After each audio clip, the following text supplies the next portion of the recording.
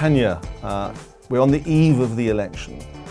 You've been sitting there with polls coming past you every single day for months and months. What are the trends now as you come into the final section? The polls at the moment have been showing a trend that has been fairly constant in the past few weeks and few months. We've seen that Labour and Conservative are still neck and neck in the polls, so they're really fighting it out for that first and second position.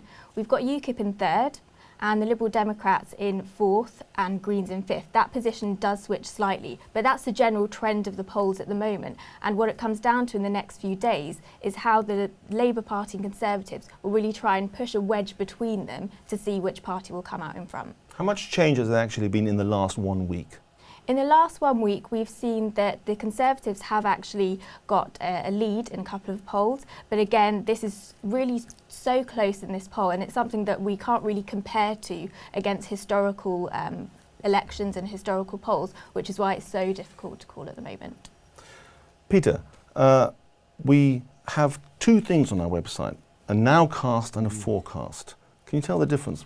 Can you tell us the difference? Yeah, a nowcast is if today's polls produce the exact result, this is how we think the seats would form, not just looking at the overall vote share, but looking as we're under the bonnet of our data, what's happening in different kinds of seats in different parts of Britain, and so on. A forecast is when you say, what do we think on past experience, and this is a matter of judgment. This is a nowcast is science, the forecast is art, because we're saying what might change between now and polling day. And so whereas the nowcast has Labour and Conservative neck and neck in seats, our forecast has the Conservatives a bit ahead in seats, because what normally happens when you have a Conservative government is that at the very end, sometimes on the day itself, when people go into the polling station and finally make up their mind, they're slightly more likely, if they're undecided, to go for the status quo than to go for change. So I have built a small amount of that into my forecast, which is why the forecast has slightly more Conservative seats and slightly fewer Labour seats than the nowcast. So I'm going to come back to that in a moment, because as we get to our final prediction, to see what lies behind those things. Freddie, you are the online editor of YouGov, and you've introduced a new kind of website with new kind of information. Take us through some of the innovations. Well, basically, YouGov is also a different company to what it was 5 years ago, in that we have all of these fantastic new data products. We don't just conduct surveys, we actually have long tail and background profile information on all of the people who ever take part. And that enables us, because in reality there are 650 campaigns going on in this general election. It enables us to kind of create a picture of the voter in each of those 650 constituencies. So what we have is the issues, where they stand on the big issues. Do they stand to the left or the right on the environment or on Europe? Who are the celebrities and TV programs that they most like in that particular constituency? And so even their media habits, like what newspapers they most read, what websites they check. So it's an exciting moment where we can actually put these tools that we've built for commercial clients to a general election. And what can you actually look at? How does it work? Can you? Well, I would encourage everyone to check it out, yougov.com, and you can look up your own constituency. And there you will not only see the voter profile for all of the 650 constituencies, but you also get this nowcast that Peter mentioned, where you get our best guess of the ranges for each constituency of what the data suggests would happen in that area. Tanya, when we look at all this polling data, we like to see interesting details within it, like are men different from women in their voting intention? Are younger and older people different? We obviously know that north and south is different because we can all see that in the blue and the red, as it were, on the maps. But what sort of things have you found in that data that have interested you?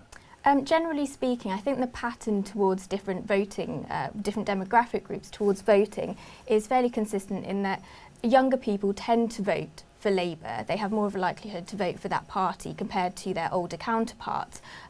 Also, when we look at social grade, which is another demographic that we include when we're weighting our data and so on, The A highest lot of people think that matters less now. It's still a strong influence, is it? It's a strong indication of where people's views lies, and something that we look at is just to make sure that higher social grades, so those in the ABC1 groups, tend to vote more for the Conservatives rather than the lower social grade groups, which tend to vote for other parties such as Labour. So different demographic groups do have overall patterns, but of course this is something that we look at over time, and one poll is just a snapshot of what goes on. We have to look at longer term trends and the wider picture. And what about men and women? Any interesting? There's not that much of a split between men and women. I think it might come down to specific issues and specific questions, but generally speaking, there's not that much of a gap between the two. One of the things we found over the months is that, Tanya's absolutely right.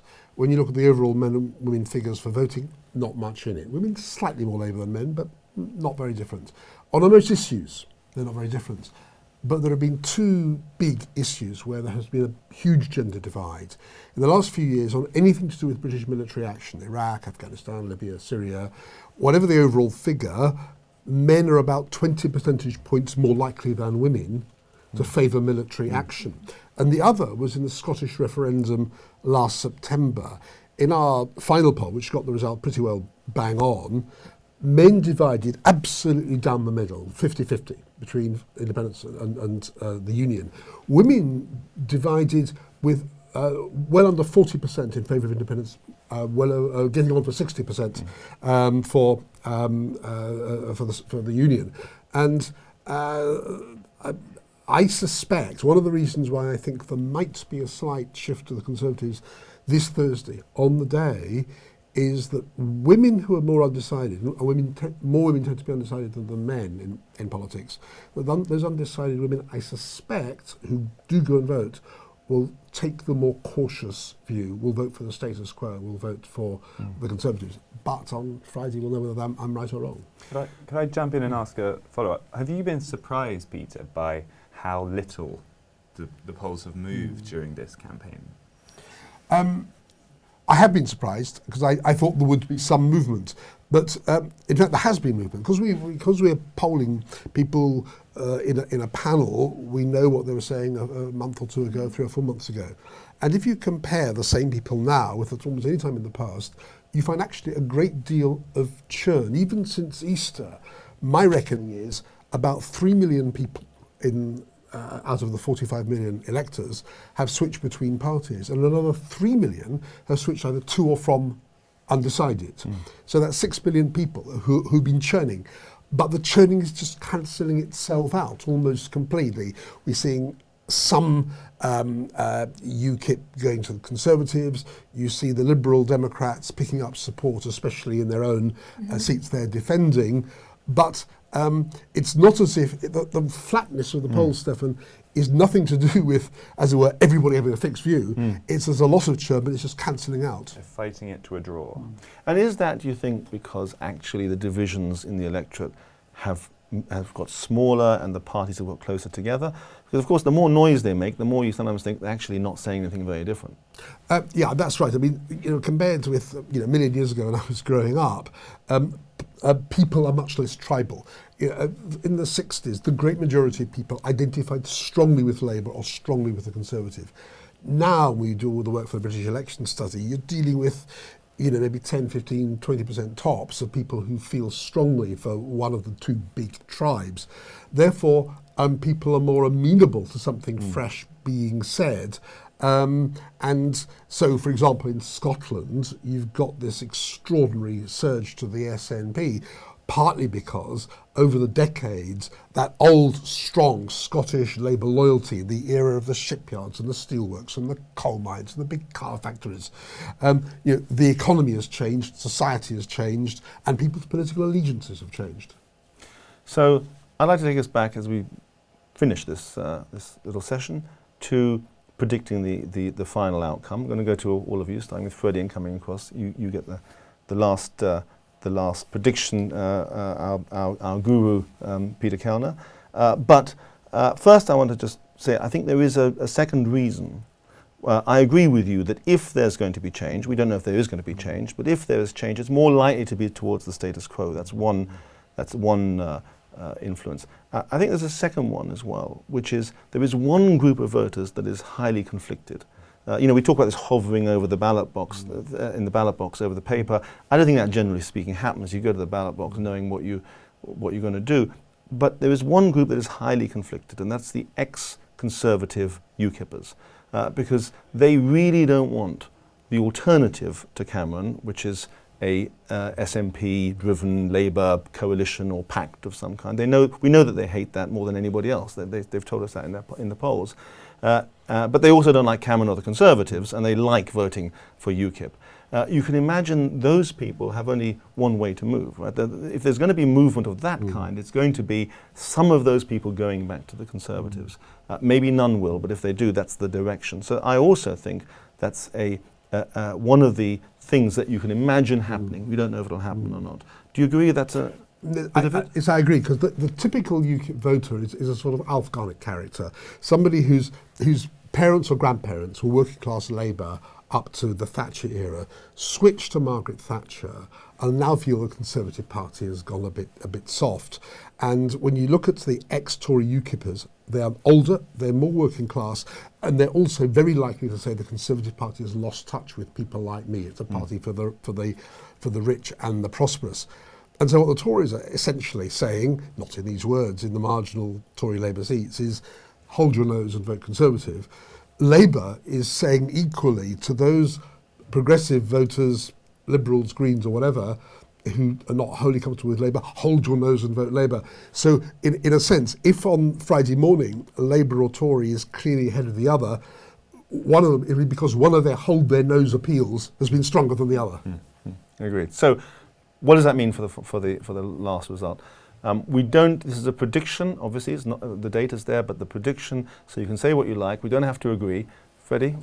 Well, I'm going to, you haven't spoken yet, but I'm going to disagree with the tone of what's been said here and stick my neck out and say that it's a dead heat in the polls, and it's going to be a dead heat in seats after Thursday between Labour and the Conservatives. Liberal Democrats won't have enough to take either party into a majority, so it's the maximum chaos option that I'm voting for. I have to say I'm kind of following Freddie's viewpoint. I think it's really tight at the moment and it's really too close to call. I think the makeup of the SNP and Lib Dem seats and their impact on each of the main traditional parties is what could make or break each of them. So my prediction 2 months ago and still is that Conservatives have one more seat than Labour. That's as near as you can get to saying to staying on the fence. But Peter, you are the person that carries the... I come to the same political conclusion, but my numbers are slightly different. I think the Conservatives will lead in seats, but the Conservatives will be 280 or thereabouts, Labour will be mid-260s or thereabouts, and that produces chaos. If the two parties are pretty well level pegging, then it seems to me we're talking there for around 275 each. I don't see a way in which David Cameron gets through a Queen's speech. So if they're level pegging in seats, I think Ed Miliband becomes Prime Minister. So I agree with the chaos, but by a slightly different numerical route. Thank you very much, everybody. That's really fantastic.